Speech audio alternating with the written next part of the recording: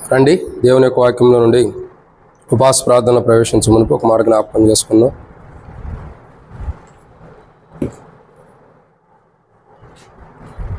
లూకా సువార్త 2వ అధ్యాయము 36వ వచనం నుండి 38వ వచనం వరకు అందరం కలిసి చదువుకుందాం. లూకా సువార్త 2వ అధ్యాయం క్షమించండి. లూకా సువార్త 2వ అధ్యాయం 36 నుండి 38 వచనాల వరకు. మరియు అషేరు గోత్రికురాలను పనియేలు కుమార్తెనైన అన్నా అని ఒక ప్రవక్త ఉండెను. ఆమె కన్యకత్వం మొదలుకొని 7 ఏండ్లు పెనిమిటితో సంసారం చేసి బహుకాలం గడిచినదై 84 సంవత్సరాల విధవరాలుండి దేవాలయంలో విడవక ఉపవాస ప్రార్థనతో రేయింబగలు సేవ చేయుచుండెను. ఆమె కూడా ఆ గడియలను లోపలికి వచ్చి దేవుని కొనియాడి యెరూషలేములో విమోచన కొరకు కనిపెట్టుచున్న వారందరితో ఆయన గురించి మాట్లాడుచుండే. కాబట్టి దేవుని యొక్క వాక్యాన్ని చూసినట్లయితే ఇక్కడ ఒక మాట రాయబడుతుంది. ఇక్కడ ఒక సహోదరి ఉంది. ఎవరేమా చెప్పాలి? ఎవరేమా? అన్నాను ప్రవక్తి 84 సంవత్సరాల నుంచి విధవరాలుగా ఉంటుంది. ఒక రోజు కాదు, 2 రోజులు కాదు, 84 సంవత్సరాల నుంచి విధవరాలుగా ఉంటున్నప్పటికీ ఆమె జీవితంలో దేవుని సన్నిధిలో ఆమె కనిపెడుతున్న విధానం ఉపవాస ప్రార్థన ద్వారా ఆమె ఎంతగానో కనిపెడుతూ వస్తుంది. ఆమె జీవితాల్లో ఎక్కువ ఏముందంటే ఉపవాస ప్రార్థన యొక్క అనుభవం. 84 సంవత్సరాలు విధవరాలు ఉండి తాను ఉపవాస ప్రార్థన చేస్తుందంటే ఎంతో ధన్యకరమైనటువంటి విషయం. అయితే ఇక్కడ అర్థం చేసుకోవాల్సిన ఒక విషయం ఏంటంటే, ఎప్పటికీ ఆమె గురించి కొన్ని వారాలు మనం ధ్యానించుకుంటూ వచ్చాం. ఈరోజు చూసేటటువంటి ఒక మాట ఏంటంటే, ఆమె ఉపవాస ప్రార్థన చేస్తుంది. గత వారం కూడా యెరూషలేములో ఆమె చేసినటువంటి ఉపవాస ప్రార్థన గురించి మనం జ్ఞాపకం చేసుకుంటూ వచ్చాం.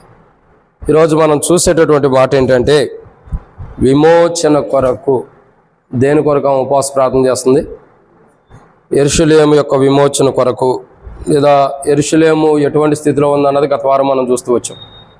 సో ఈ వారం మనం చూసేటటువంటి ఒక మాట ఏంటంటే, విమోచన కొరకు ఆమె ఏం చేస్తుంది? ఉపవాసం ఉంటున్న అనుభవం కనపడుతుంది. విమోచన కొరకు ఉపవాస ప్రార్థన చేస్తుంది.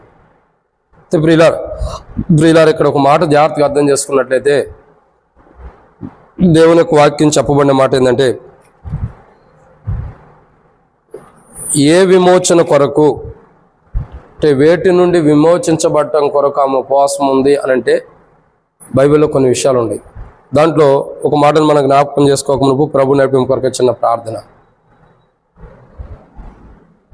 మమ్మల్ని మిక్కిలిగా ఎక్కువగా ప్రేమించిన ప్రియ పరలోకపు తండ్రి, పరిశుద్ధుడు అయిన దేవ వందనాలు. సమయంలో వాక్యం ధ్యానించబోతున్న సాయం చేయండి. నిలబడేవాడిని నేను నిలబెట్టేది మీరు, మాట్లాడేవాడిని నేను మాట్లాడించేది మీరు, నాలో ఆత్మనప్పటికీ ఆత్మను అభిషేకించేది మీరు. ప్రజలు మీ వారు వాక్యం ఏది. నేనైతే నిష్ప్రయాసమైన వాడిని, దాసుడు యజమానుడి వైపు చూస్తున్నట్టు, దాసురాలు యజమానురాల వైపు చూస్తున్నట్టు మా కళను మీ వైపు వీక్షిస్తున్నాగా మీరే సహాయం గురించి మహిమ పొందండి.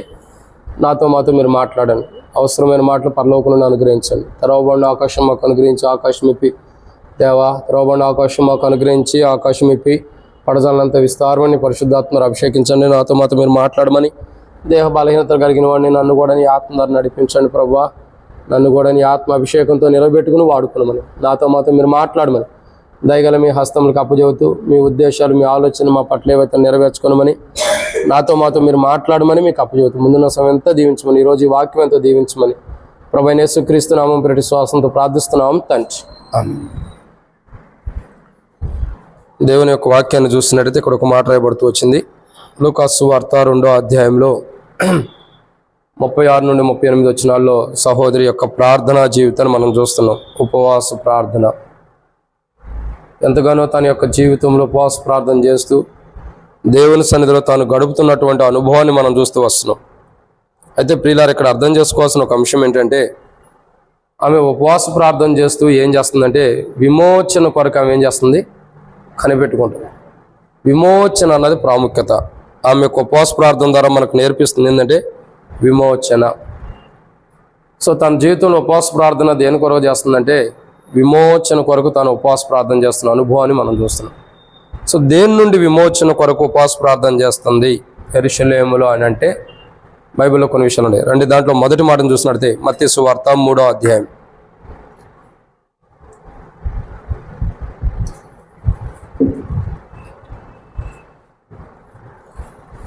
మత్తయి సువార్త 3వ అధ్యాయం 6వ వచనం. మత్తయి సువార్త 3వ అధ్యాయం 6వ వచనం. తమ పాపములు ఒప్పుకొనుచు యోర్దాను నదిలో అతని చేత బాప్తిస్మము పొందుతూచుండి. కాబట్టి ఇక్కడ రాయబడిన ఒక మాట ఏంటంటే, ప్రియులారా, దేవుని యొక్క వాక్యాన్ని జాగ్రత్తగా గమనించినట్టయితే మొట్టమొదటి మాట, ఆమె ఉపవాస ప్రార్థన యెరూషలేములో చేస్తుంది. దేని కొరకు ఉపవాస ప్రార్థన చేస్తుందంటే విమోచన కొరకు. దేని నుండి విమోచన కొరకు ఉపవాస ప్రార్థన చేస్తుంది అని అంటే మొట్టమొదటిగా ఇక్కడ రాయబడిన మాట పాపముల నుండి. దేని కొరకు? పాపం. ఎవరైతే యెరూషలేములో ఉంటూ పాపపు జీవితాన్ని కలిగి ఉండారో అటువంటి వారి యొక్క పాపముల నుండి, అటువంటి వారి యొక్క పాపములు ఏవైతే ఉన్నాయో వాటి నుండి విడుదల వారికి ఇవ్వటం కొరకు ఆ సహోదరి యొక్క జీవితం ఉపవాస ప్రార్థన మనం చూస్తూ వస్తున్నాం. ఈరోజు మనం అర్థం చేసుకోవాల్సిన ఒక అంశం ఏంటంటే, ప్రతి వ్యక్తి కూడా ఉపవాస ప్రార్థన జీవితం అవసరం. ఎందుకంటే పాపముల నుండి విమోచించబట్టాలి. ఎటువంటి పాపాలైతే మనల్ని వెంటాడుతున్నాయో, ఎటువంటి పాపాలైతే మనకు బాధకరంగా ఉంటున్నాయో, ఎటువంటి పాపాలైతే మనల్ని బాధిస్తూ ఉంటాయో ఆ పాపములన్నిటి నుండి కూడా మనం విమోచించబడటం కొరకై ప్రార్థన చేసుకోవాలి. ఇది మనమే కాదు, మన కుటుంబీకులైనా, మన బంధువులైనా, మన స్నేహితులైనా, ఎవరైనా సరే ఏదైతే పాపం మనం చేస్తున్నామో ఆ పాపం నుండి విమోచించబడటం కొరకై ఉపవాస ప్రార్థన చేసుకోవాలి. ఈరోజు మనకు అర్థం కావాల్సిన విషయం ఏంటంటే, పాపం నుండి విమోచన ఎందుకు ప్రార్థన చేసుకోవాలంటే, ఏ పాపములైతే మనల్ని వెంటాడుతున్నాయో, ఏ పాపాలైతే మనల్ని పట్టుకోవడానికి ఇష్టపడుతున్నాయో, ఏ పాపాలైతే మనల్ని బంధించడానికి ఇష్టపడుతున్నాయో ఆ పాపముల వల్ల, ఆ పాపములకు విమోచన కలగకపోతే దేవుని రాజ్యానికి వెళ్ళటం కూడా కష్టమే. సో అర్థమవుతుందండి, దేవుని రాజ్యానికి వెళ్ళటం కూడా కష్టమే. కాబట్టి మొట్టమొదటిగా విమోచన కొరకు ప్రార్థన చేస్తున్న సహోదరి. సో మనం కూడా విమోచన కొరకు ప్రార్థన చేసుకోవాలి. యెరూషలేములో ఉంటూ వేటి నుండి విమోచన కొరకు అంటే మొట్టమొదటిగా పాపం నుండి విమోచన కొరకు. ఇది మొదటి మాట. ఇక రెండో విషయాన్ని మనం చూద్దాం. మొట్టమొదటిగా పాపాల నుండి వాళ్ళు ఏం చేస్తున్నారు? పాపాలు ఒప్పుకొంటున్నారు. అంటే యెరూషలేములో ఉండి ఆమె కనిపెట్టుకుంటుంది ఎందుకోసం? ఇటువంటి పాపంలో యెరూషలేములో ఉంటూ కూడా పాప జీవితం కలిగిన వారిని, వారి పాప జీవితం నుండి విడుదల పొందడం కొరకు ఆమె ఉపవాస ప్రార్థన చేస్తుంది. యెరూషలేములో ఉంటూ కూడా చాలామంది దేవుని సన్నిధిలో ఉంటూ, దేవుని మందిరం ఉంటూ కూడా పాపాన్ని విడిచిపెట్టిన వారు ఉంటారు. సో అటువంటి వారి కొరకు పాపము నుండి పూర్తిగా విమోచించబట్టాలి. అంటే మానవుడు పాపం నుండి ఎప్పుడైతే పూర్తిగా విమోచించబడతాడో అప్పుడు ఆ మానవుడికి పరిపూర్ణమైన రక్షణ ఉంది. వాడు మొట్టమొదటిగా పాపం నుండి విమోచించబడటం కొరకు ఆ సహోదరి యెరూషలేములో ఎవరైతే ఉన్నారో వారి యొక్క జీవితాల్లో ఉన్న పాపం నుండి వారు విమోచించబడటం కొరకు ప్రార్థన చేస్తుంది. ఇది మొదటి మాట. ఇక రెండో విషయాన్ని చూద్దారండి.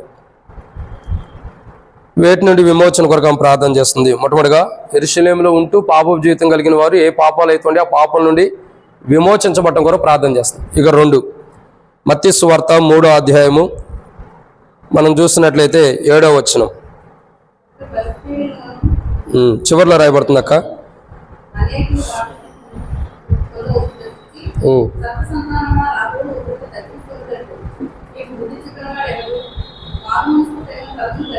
చాలా. కాబట్టి ఇక్కడ రాయబడిన మాట ఏంటంటే, సర్ప సంతానమా. ఆమె ఎవరి కోసం ఉపవాసం ఉండి ప్రార్థన చేస్తుంది? ఎటువంటి వారు విమోచించబడాలని ఉపవాసం ఉండి ప్రార్థన చేస్తుందంటే మొట్టమొదటిగా పాపపు జీవితం కలిగిన వారు. ఇక రెండోదిగా చూసినట్లయితే బాప్తిస్మము. ఏమైంది? బాప్తిస్మం అంటే అర్థం ఏంటి? మీ కోణంలో అర్థమైంది చెప్పండి.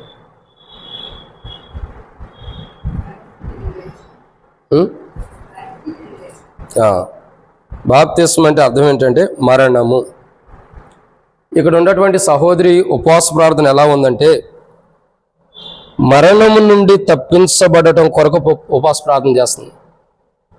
ఎవరైతే మరణపు అంచుల్లో ఉంటున్నారో, ఎవరైతే మరణపు వేదనలో జీవిస్తూ వస్తున్నారో, లేదా వారి జీవితాన్ని బట్టి ఎవరైతే మరణానికి సంప్రాప్తం అవుతూ వస్తున్నారో అటువంటి వారు మరణం నుండి తప్పించబడటం కొరకు ఆమె ఉపవాస ప్రార్థన కలిగి ఉంటుంది. అర్థమవుతుందండి? దేని నుండి? మరణం నుండి. అంటే చాలామంది మరణానికి దాసులు అవుతున్నారు, మరణానికి పాత్రలు అవుతున్నారు. ఎందుకంటే చేసిన తప్పులను బట్టో పొరపాటును బట్టో మరణానికి పాత్రలు అవుతున్నారు.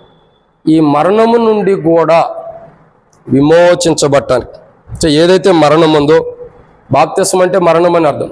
క్రీస్తుతో కూడా చనిపోవడం, లేపబడతాం. సో మరణపు అంచుల్లో ఉన్నవారు, మరణములో ఉన్నటువంటి వారు, లేదా మరణం పొందుతున్న అనుభవం ఉన్నటువంటి వారికి మరణం నుండి విమోచించబడటం కొరకు ఆమె ఉపవాస ప్రార్థన చేస్తుంది. దేని కొరకండి? మరణము నుండి విమోచించబట్టాలి. అంటే ఏదైతే మరణము మానవుడికి సంప్రాప్తి మానవుడిని బాధిస్తుందో, దుఃఖపెడుతుందో, భయపెడుతుందో అటువంటి మరణము నుండి విమోచించబట్టం కొరకు ఆమె ఉపవాస ప్రార్థన చేస్తుంది. అంటే ఒకటి, పాపములో ఉన్నవారు వారి పాపం నుండి విమోచించబట్టం కొరకు ప్రార్థన చేస్తుంది ఉపవాస ప్రార్థన. రెండు, మరణములో ఉన్నవారు అంటే మరణపు అంచులు ఉన్నవారికి మరణం నుండి తప్పించబట్టం కంటే మరణం నుండి వాళ్ళు విమోచించబడి సజీవులుగా ఉండటం కొరకు ఆమె ఉపవాస ప్రార్థన చేస్తుంది. ఇది రెండు. మూడో విషయం చూద్దానండి. మత్తయి సువార్త 3వ అధ్యాయం, క్షమించండి, మత్తయి సువార్త 3వ అధ్యాయం 7వ వచనం. సర్ప సంతానమా అంటే అర్థం ఏంటంటే, ఇంతకుముందు మనం చూస్తున్నటువంటి మాట బాప్తిస్మము అని కూడా చూడవచ్చు. దాంట్లోనే బాప్తిస్మం అంటే అర్థం ఏంటి? చనిపోయి తిరిగి లేవటం. ఎందుకంటే మనం 6వ వచనంలో చూస్తూ వస్తున్నాం. సో ఆమె యొక్క జీవితం ఎలాంటిదంటే, మొట్టమొదటిగా ఉపవాస ప్రార్థన చేస్తుంది. ఉపవాస ప్రార్థన ఎందుకు? విమోచన కొరకు. దేని నుండి విమోచన?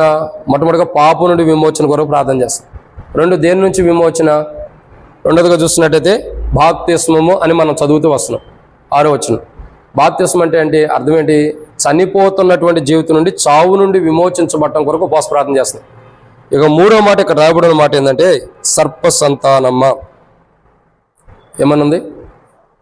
సర్ప సంతానం. సర్ప సంతానం అంటే అర్థం ఏంటి చెప్పండి?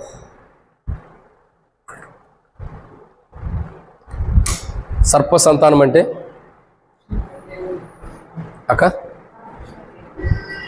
సరైన జీవితం లేనటువంటి వారు, ఒక మంచి జీవితాన్ని జీవించినటువంటి వారు. సర్ప సంతానం అంటే ఎలాంటిదంటే ఒక మంచి జీవితాన్ని జీవించినటువంటి వారు. ఎవరైతే ఒక మంచి జీవితాన్ని జీవించుకోకుండా వంకర మార్గం ఉంటున్నారో, వంకర తోవల్లో నడుస్తున్నారో, అటువంటి వారి యొక్క జీవితాలు పూర్తిగా మార్చబట్టం కొరకు ఉపవాస ప్రార్థన చేస్తుంది. వంకర జీవితాలు అన్నీ కూడా మార్చబడాలి. అర్థమవుతుందండి? ఒక కరెక్ట్ అయిన వేలో ఉండాలి. ఇక్కడ ఈ యెరూషలేములో ఉన్న వారి జీవితాలు ఎలా ఉండే అంటే, సర్పం అంటే వంకర జీవితం. అంటే సరైనటువంటి అనుభవం, సరైనటువంటి జీవితం లేదు. మంచి క్రైస్తవ జీవితం లేదు, మంచి విశ్వాస జీవితం, మంచి ప్రార్థన జీవితం లేదు. వీరి జీవితాలు ఎలా ఉండే అంటే ఒక వంకర మార్గంలో ఉండే. అంటే వాళ్ళు ఉన్న అడుగులు కానీ, వాళ్ళు జీవించే జీవితం కానీ కరెక్ట్ అయినటువంటి విధానంలో లేదు. కాబట్టి ఉపవాస ప్రార్థన ఎందుకు చేస్తుంది? వంకర జీవితాలు ఉంటూ సరైన జీవితాన్ని, క్రైస్తవ జీవితాన్ని జీవించినటువంటి వాళ్ళు ఆ వంకర జీవితం నుండి విడుదల పొంది సరైన క్రైస్తవ జీవితాన్ని జీవించడం కొరకు ఆమె ఉపవాసం నుండి ప్రార్థన చేస్తుంది. అర్థమవుతుందండి? ఆమె ఉపవాసం నుండి ఎందుకు ప్రార్థన చేస్తుందంటే, వంకర జీవితాలు కలిగినటువంటి ప్రజలు ఉండాలి. సరైనటువంటి జీవితం లేనివారు, వంకర జీవితం కలిగిన వారు ఉండారు. సరైన జీవితం లేదు, అంతా రాంగ్ వేలోనే జీవిస్తున్నారు, సరైన మార్గంలో జీవించట్లా. అంతా కూడా లోకానుసారంగా, పాపంగా, పాపాన్ని వెంటేసుకుంటూ దాంట్లోనే కూరుకుపోయిన వారు ఉండాలి. సో ఇక్కడ ఈ స్త్రీ యొక్క జీవిత చరిత్ర ఏంటంటే, సర్పము అంటే వంకర జీవితం కలిగిన వారు, వారు వంకర జీవితం నుండి విమోచించబట్టం కొరకు ప్రార్థన చేస్తారు. అర్థమవుతుందండి? ఈ వంకర జీవితాలు అంటే మనకు తెలుసు, అనేకమైనటువంటి పాపంతో కూడిన జీవితాలు, లోకము ఎన్నో ఉంటాయి. సో ఇటువంటి వాటి గురించి యెరూషలేములో ఉంటూ కూడా ఇటువంటి వంకర జీవితం ఉంది కాబట్టి వాటి నుండి విడుదల ఇవ్వటం కొరకు, లేదా వాటి నుండి విడుదల కాదు, వాటి నుండి విమోచించబట్టం కొరకు ఉపవాస ప్రార్థన చేస్తుంది. ఈరోజు మనం కూడా ప్రార్థన చేయాలి. ఎందుకంటే ఒకటి, పాపపు జీవితం నుండి విమోచించబట్టం కొరకు. రెండు, మరణపు అంచులున్న మన మరణపు జీవితం, దేని బట్టి మరణం వస్తుందో ఆ మరణపు జీవితం నుండి మనం విమోచించబట్టం కొరకు. మూడు, మనం ఉపవాస ప్రార్థన ఎందుకు చేయాలంటే వంకర జీవితం నుండి మనం విడుదల పొందడం కొరకు. దేని కొరకు? వంకర జీవితం అంటే సరైనటువంటి జీవితం లేక, సరైన క్రమంలో లేక, దారి తప్పిపోయినటువంటి జీవితం కలిగినటువంటి వారికి విమోచించబట్టం కొరకు. కరెక్ట్ అయిన జీవితం లేక వంకరగా అంటే ఎటుబడితో అటు తిరిగిపోతూ, ఎటు కావాలతో విశ్వాస జీవితంగా, ఎటు కావాలతో క్రైస్తవ జీవితంలో జీవిస్తూ, అంటే తనకిష్టమైన మార్గంలో వెళ్ళిపోతున్నటువంటి మానవుడు ఏదైతే వంకర జీవితాన్ని జీవిస్తున్నాడో ఆ వంకర జీవితం నుండి విడుదల పొందడం కొరకు ప్రార్థన చేద్దాం. అర్థమవుతుందండి? దేని కొరకు? వంకర జీవితం నుండి విమోచించబట్టం కొరకు ఆమె ఉపవాసం నుండి ప్రార్థన చేస్తుంది. యెరూషలేము కొరకు.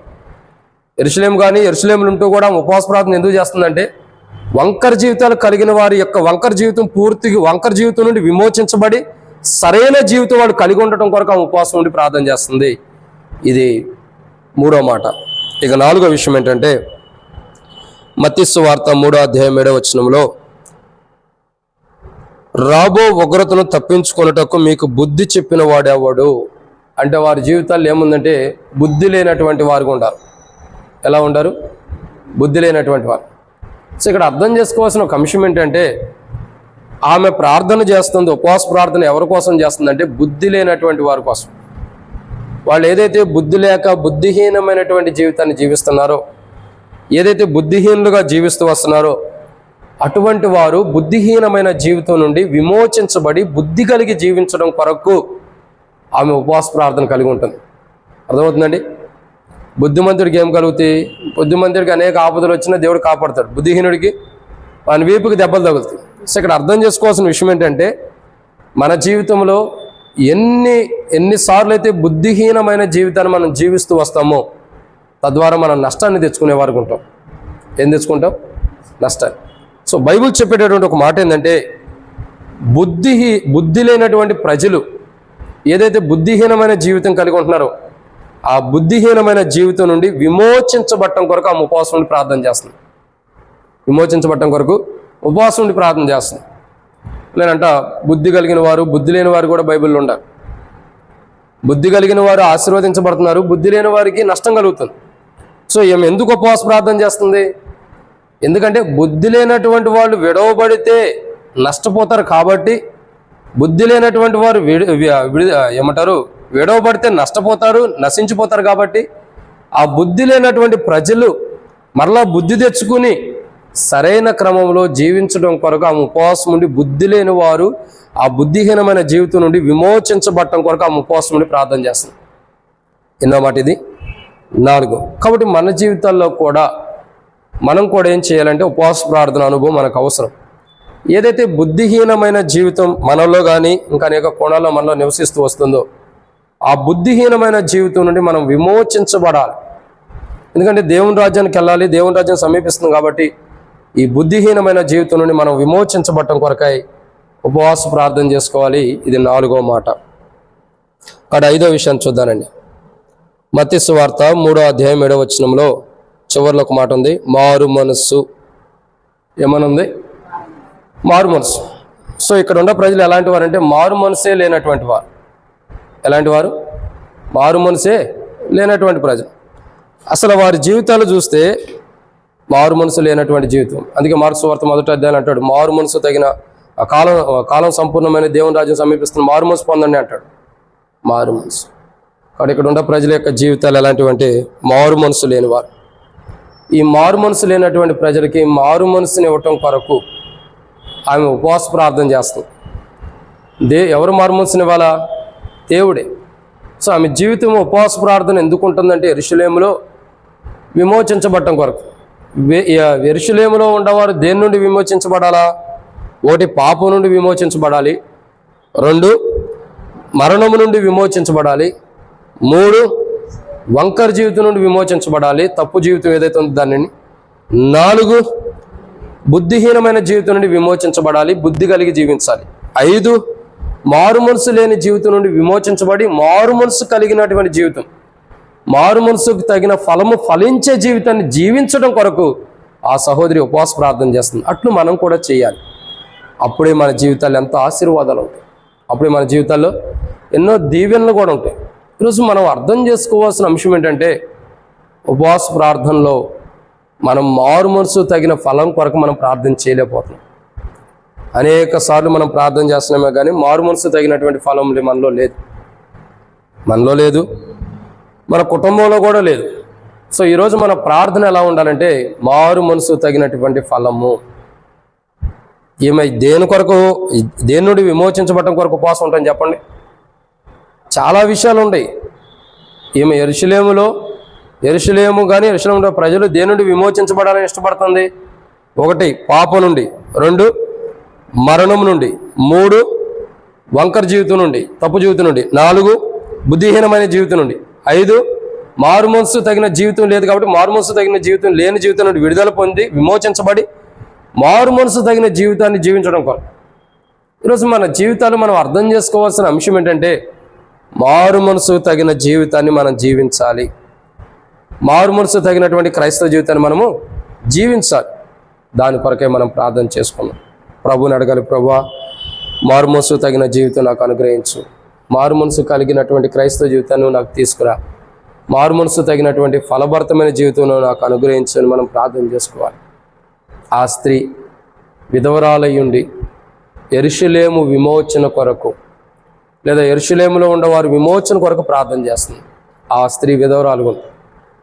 యెరూషలేములో ఉండేవారు ఎలా ఉండరు? గత వారం మేము యెరూషలేము ఎటువంటి స్థితిలో ఉందన్నది చూసాం. పట్టుబడిన విధానం కానీ, పాడైపోయిన విధానం, లేవలేని స్థితిలో ఉండే విధానం, అనేక కోణాలు చూస్తూ వచ్చాం. ఈ వారం మనం చూసే ఉపవాస ప్రార్థన ఏంటంటే ఇది ఎన్నో వారం? 84 సంవత్సరములు కలిగినటువంటి విధవరాలు గురించి ఇది ఎన్నో వారం మనం ధ్యానించేది? 11, 12 12వ వారం. కాబట్టి 84 సంవత్సరముల నుండి విధవరాలుగా ఉన్నటువంటి సహోదరి గురించి ఇది 12వ వారం మనం ధ్యానిస్తాం. ఈ వారంతో ముగిద్దాం అనుకున్నాం కానీ అయ్యేదట్లేదు. ఇంకో వారం కూడా చూద్దాం. ఇక అప్పటితో ప్రభు చిత్తం మీద ముగిద్దాం. కాబట్టి ఇంకో వారం కాబట్టి ఇంకో రెండు వారాలు కంపల్సరీ ఉంటాయి. దాని తర్వాత ప్రభు చిత్తం అయితే ముగిచ్చేసుకుందాం. కానీ ఇక్కడ చూసినటువంటి ఒక మాట ఏంటంటే ఉపవాస ప్రార్థన. నిజంగా ఆమె జీవితాన్ని బట్టి మనం ఎన్ని అర్థాలు తెలుసుకుంటున్నామో చూడండి. ఆమె జీవితాన్ని బట్టి ఎన్ని వారాలు? ఇది 12వ వారం.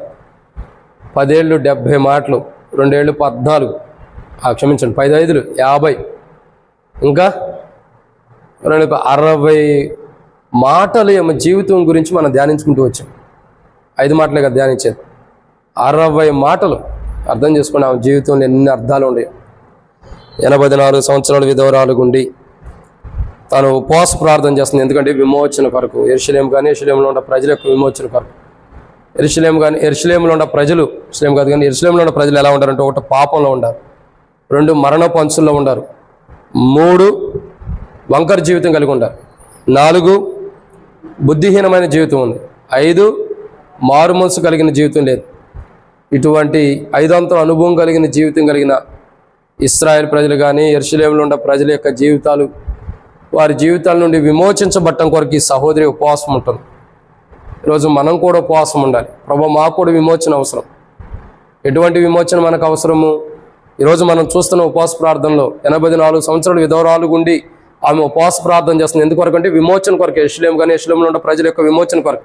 యెరూషలేములో ఉన్న ప్రజలు ఎలా ఉండారు? 1 పాపంలో ఉండారు, 2 మరణంలో ఉండారు, 3 వంకర జీవితంలో ఉంటారు, తప్పు జీవితంలో, 4 బుద్ధిహీనమైన జీవితం ఉంది, అది 5 మారుమనసు కలిగిన జీవితం లేదు. కాబట్టి ఇటువంటి జీవితం కలిగిన వారు సరైన జీవితం జీవించి మారుమనసు తగిన జీవితాన్ని, మంచి జీవితాన్ని జీవించాలనే ఉద్దేశంతో మంచి జీవితాన్ని వారు కలిగి ఉండాలని ఈ సహోదరి ఉపవాస ప్రార్థన చేస్తుంది.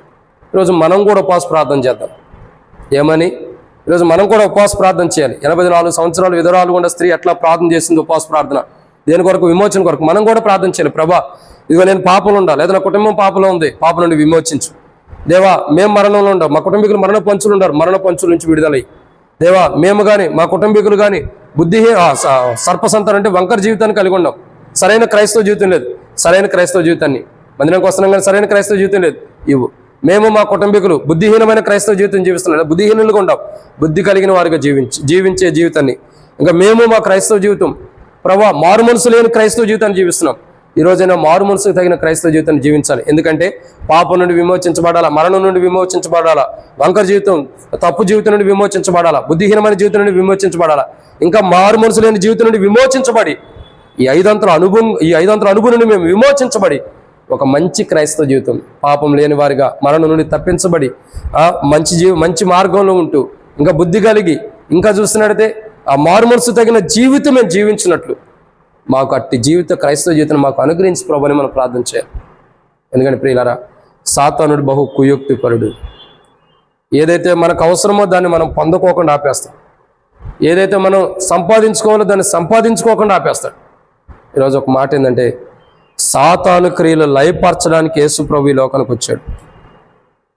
కానీ మరలా చెప్తున్నా, గుర్తుంచుకోండి, 84 సంవత్సరాలు విధవరాలు గుండి ఆమె యెరూషలేములో ఉన్న ప్రజలు, యెరూషలేము కొరకు, యెరూషలేములో ఉన్న ప్రజలు విమోచన కొరకు ప్రార్థన చేస్తుంది. యెరూషలేములో ఉన్న ప్రజలు ఎలా ఉండరు? ఒకటి పాపలు ఉండరు, రెండోది వాళ్ళు మరణ పంచులు ఉండరు, 3 వంకర జీవితం ఉండరు, 4 బుద్ధి లేని జీవితం ఉంది, 5 మారుమనసు తగిన జీవితం లేదు. ఇటువంటి 5 అంతరం కలిగిన జీవితం కలిగిన వారు ఈ 5 అంతరం అనుభవం నుండి, పాపం నుండి, ఇంకా చూసినట్టయితే మరణం నుండి, ఇంకా చూసినట్టయితే వంకర జీవితం నుండి, ఇంకా చూసినట్టయితే బుద్ధిహీనమైన జీవితం నుండి, ఇంకా చూసినట్టయితే మారుమనసు లేనటువంటి జీవితం నుండి విమోచించబడి మంచి క్రైస్తవ జీవితాన్ని వాళ్ళు జీవించడం కొరకు ఆమె ఉపవాసం ఉండి, విధవరాలు గుండి కూడా ఉపవాసం ఉండి ప్రార్థన చేస్తుంది. ఈ 5 అంతరం అనుభవం కలిగిన వారు విమోచించబడటం కొరకు. ఈరోజు మనం కూడా ఇటు 5 అంతరం అనుభవం మనలో ఉంటే విమోచించబడటం కొరకు, లేదా మన కుటుంబకి ఉంటే విమోచించబడటం కొరకై ఉపవాసం ఉండి ప్రార్థన చేద్దాం. అంటే ఉపవాస ప్రార్థన మనం చేయనట్లు ఒక మంచి ఉపవాస ప్రార్థన ద్వారా మన జీవితంలో ఈరోజు మనకి ఏది విమోచన అవసరం? ఈరోజు మనం ఉపవాస ప్రార్థనకు వచ్చాం. దేని నుండి మనం విమోచించబడాలి? దేని నుండి? పాపం నుండా, మరణం నుండా, మరణం తీసుకొచ్చేటటువంటి బలహీనతలు, అనారోగ్యాల నుండా, అనారోగ్యాన్ని బట్ట, లేదా ఒక బలహీనతను బట్టి, ఒక అనారోగ్యం నుండి మనం విమోచించబడాలా, లేదా ఒక బాధను బట్టి విమోచించబడాలా, ఒక దుఃఖాన్ని బట్టి విమోచించబడాలా, లేదా మనలో బాధించే ఏదైతే ఉందో ఆ బాధించే వాటి నుండి మనం విమోచించబడాలా, లేదా ఇంకా చెప్పాలంటే ఏదైతే మనం సరైన మార్గం లేదో ఆ మార్గం నుండి విమోచించబడాలా, బుద్ధిహీనమైన జీవితమా, ఇంకా చూసినట్టయితే ఏదైతే అపవిత్రమైన జీవితం ఉందో దేని నుండి మనం విమోచించబడాలో, మారు మనసు లేని జీవితం ఉండగా దాని నుండి విమోచించబడాలి. దేని నుండి మనం విమోచించబడాలో దాని నుండి విమోచించబడటం కొరకు ఈరోజు మనం ఉపవాసం ప్రార్థన చేద్దాం. ప్రియులారా, దేవుడు ఎంతో నమ్మదగిన వాడు. మనకి ఏది విమోచన అవసరం దాన్ని ఖచ్చితంగా ఇస్తాడు. అది ఒకటని లేదు, ఆల్రెడీ దేవుడు అద్భుతం చేస్తున్నాడు మన జీవితాల్లో, మన అనారోగ్యాల జీవితాల్లో. అంతకంటే గొప్ప కార్యం ఏంటంటే దేవుని మందిరం విషయంలో కూడా దేవుడు అద్భుతం చేస్తున్నాడు. నిజం కదా? మనకు అవసరం ఏంటి? ఇక్కడి నుంచి విమోచించబడాలా, దేవుని సన్నిధికి వెళ్ళాలి. ఖచ్చితంగా విమోచించబోతున్నారు. యెరూషలేమును విమోచించడం కొరకు ఆ స్త్రీ ఉపవాసం ప్రార్థన చేస్తుంది. ఈరోజు యెరూషలేమే మన ఎల్షద్దాయి విమోచించబడటం కొరకు మనం కూడా ఉపవాసం ప్రార్థన చేస్తే అది తక్కువ సమయంలో దేవుడు కార్యం చేస్తాడు. మనం ఏం చేయాలా?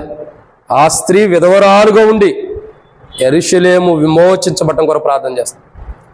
మనం కూడా ఈరోజు దేవుని సన్నిధిలోకి వచ్చి, ఆమె విధవరాలుగా ఉంది, మనకు అన్నీ ఉన్న దేవుని సన్నిధిలోకి వచ్చి, ప్రభువా నాకుండా అనారోగ్యం నుండి నేను విమోచించబడాలి, నన్ను బాధించే బలహీనత నుండి నేను విమోచించబడాలి, నా దుఃఖం నుండి నేను విమోచించబడాలి, నా గాయం నుండి నేను విమోచించబడాలి, నా బలహీనత నుండి విమోచించబడాలి, నా అనారోగ్యం నుండి విమోచించబడాలి, నాకున్నటువంటి బాధల నుండి విమోచించబడాలి, ప్రాముఖ్యంగా నా పాపం నుండి, ప్రాముఖ్యంగా నా మరణం తీసుకొచ్చే పరిస్థితుల నుండి, ప్రాముఖ్యంగా నా వంకర జీవితం నుండి, ప్రాముఖ్యంగా నా బుద్ధిహీనమైన జీవితం నుండి, ప్రాముఖ్యంగా మారుమనసు లేని నా జీవితం నుండి నాకు విమోచన కావాలి.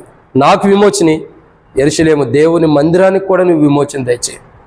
ఆ స్త్రీ యెరూషలేము కొరకు ప్రార్థన చేస్తుంటే దేవుని మందిరం కొరకు, లేదా దేవుని సన్నిధి కొరకు, దేవుని ప్రజలు దేవుని సన్నిధిలో నివసించడం కొరకు, వారికి సంతోషమే లేదేమో అటువంటి ప్రజలు విమోచించబడి సంతోషంగా ఉండటం కొరకు ఆ స్త్రీ ప్రార్థన చేస్తూ వచ్చింది. ఈరోజు మనం కూడా చేయాలా? ప్రభువా నాకు కూడా విమోచన అవసరం, నాకు కూడా విమోచన దయచేయి, నా కుటుంబానికి విమోచన దయచేయి. దేని నుండి మేము బంధించబడిన వాటి నుండి, బలహీనతలైన అనారోగ్యాలైన ఏవైనా వాటి నుండి విమోచని. మందిరము కూడా ప్రభువా ఇక్కడి నుంచి మేము విమోచించబడాలి, పరిపూర్ణమైన సంతోషంలోకి మేము ప్రవేశించాలి. ఆ విమోచన కూడా మాకు దయచేయమని అడిగితే ఖచ్చితంగా మన దేహ బలహీనతలు కానీ, మనలో ఉన్న పాపం కానీ, వంకర జీవితం కానీ, మారుమనసులేని జీవితం, బుద్ధిహీనమైన జీవితం, ఇంకా మరణం వచ్చేటటువంటి జీవితం నుండి విమోచిస్తాడు. మందిరం నుండి కూడా, ఈ యొక్క మందిరంలో ఉండే ఈ మందిరం ఎందుకంటే ఇది రెంటకున్నాం, ఇక్కడి నుండి కూడా దేవుడు విమోచించి మనకు అవసరమైన మందిరాన్ని దేవుడు మనకిస్తాడు.